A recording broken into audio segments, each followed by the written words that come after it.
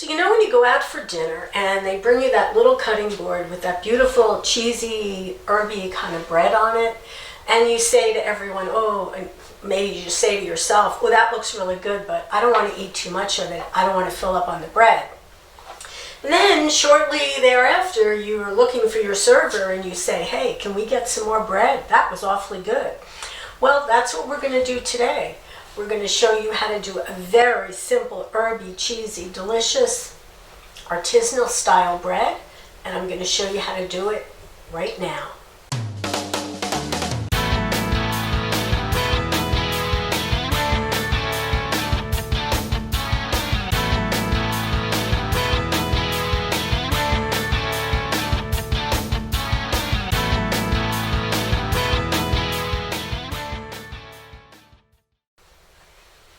Welcome to Secret Kitchens of New Jersey.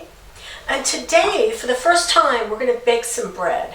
And I know for some people, this is not a quick bread. We're actually going to be using yeast. And if you're one of those people that has a kind of a fear of yeast, which I know people do, so this is the kind of bread that's so simple that just about anybody can do it. And it's great starter bread if you've never made bread before. It's herby, it's cheesy, it's absolutely delicious. So we're starting out in a big bowl. I've got basil, oregano. What do I have here? I have to remember. Basil, oregano, rosemary, some salt, a teaspoon of all of those, and a third of a cup of grated parm. All the ingredients will be below anyway. So I'm just going to kind of get them a little mixed up. And I'm going to put them in this bowl right here. Zhuzh them around a little bit. Now this is like a garlic and herby bread. You see these often in restaurants. Why shouldn't you have them in your own home? I've got 4 to 6 cloves of garlic. So if the cloves are very, very large, maybe 4 is enough. Maybe you like more. So 4 to 6 cloves of garlic. That'll be kind of to your taste. And I mince them in my garlic press. All right. That all goes right in there. Next, what we're going to do, clear the decks a little bit. We are going to add a cup of warm water. Oh, almost forgot. Most important, the yeast. I'm using instant yeast here. You use whatever you want. And now a cup of warm water. Okay, we're going to give this a stir.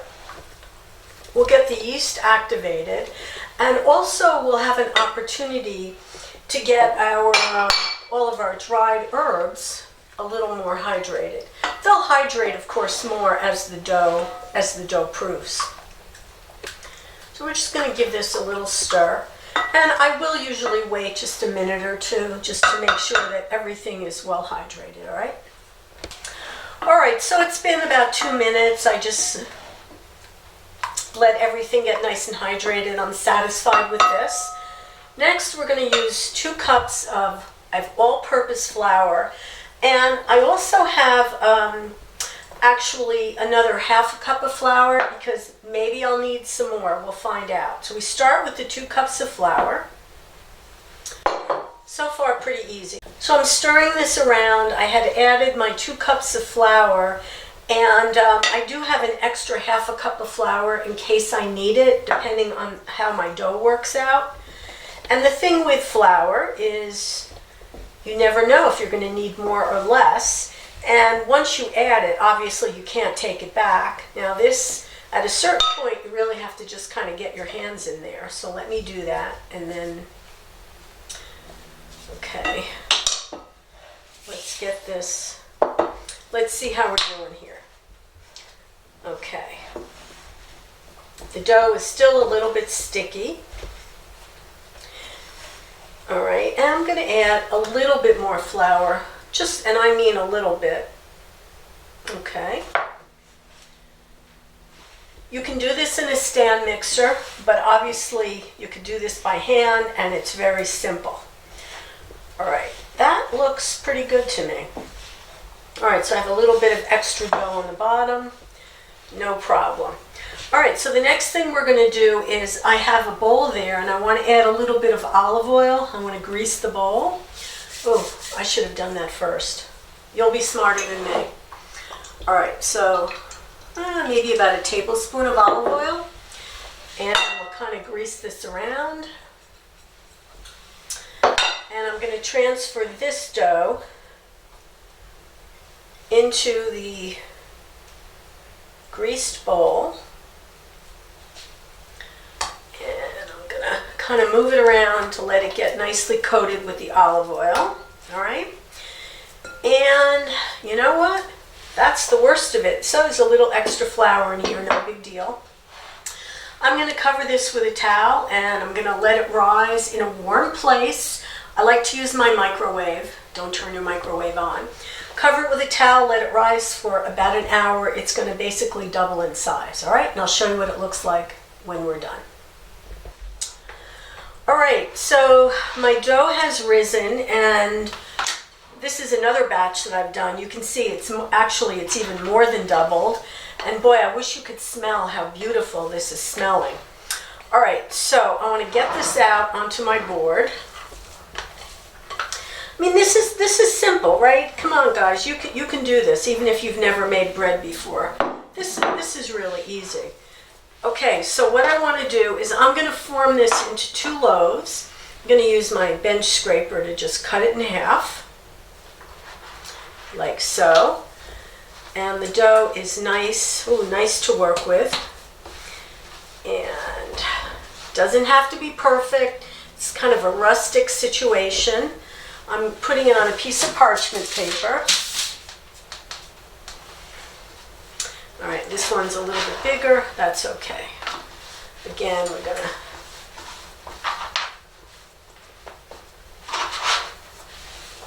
all right, that's it. Now, we're going to let this rest for about 15 minutes. And meanwhile, I'm preheating my oven to 375, and I'll show you what it looks like. We have one more thing to do before we pop it in the oven. So, 15 minutes. All right, so the bread's been resting for about 20 minutes. It smells absolutely divine, though. I'll tell you that right now.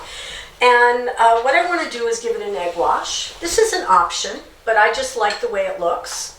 An egg wash is just a beaten egg with a little bit of water. I just like how it looks. Kind of like a nice finishing touch. All right.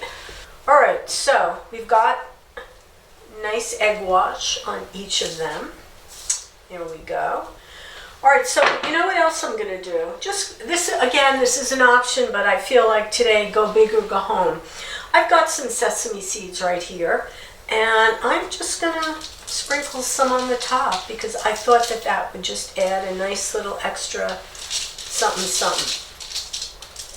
Again, it's an option.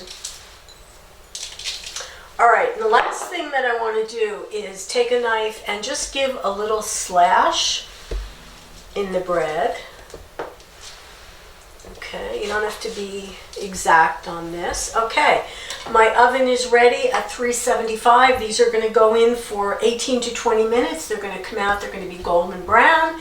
I'll show you what they look like when they're done.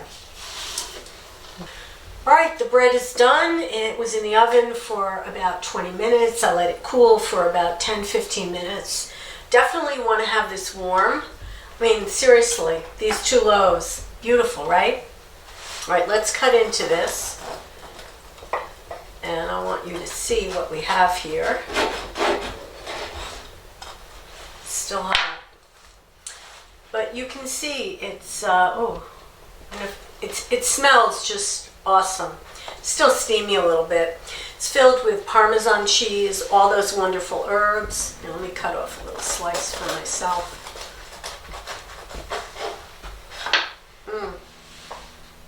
It's very soft.